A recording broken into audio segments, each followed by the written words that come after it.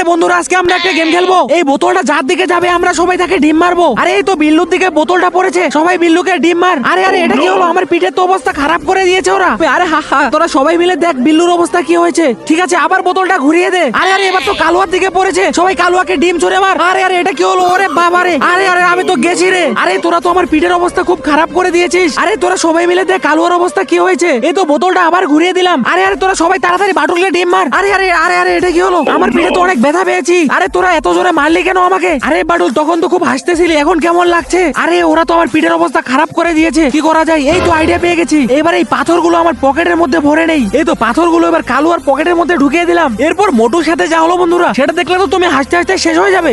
এটা দেখার আগে বন্ধুরা তোমাকে যদি বলা হয় একদিকে সামান্য কিছু টাকা অন্যদিকে মা, তাহলে তুমি কোনটা বেছে নিবে? তুমি যদি মাকে বেছে নাও তাহলে ভিডিওটি লাইক করে চ্যানেলটিকে সাবস্ক্রাইব করে দাও আর কমেন্টে অবশ্যই মা লিখে যাবে। আরে এই তো বোতলটা মোটুর দিকে পড়েছে, সবাই মোটুকে মার। আরে আরে ডিমের বদলে কে আমাকে ইট দিয়ে মারলো? আমি সবাইকে চেক করবো এই ইটটা কার কাছে আছে। আরে এই তো এটা কালুয়ার পকেটে আছে। আরে আরে আমি সত্যি বলছি, আমি এটার ব্যাপারে কিছুই জানি না।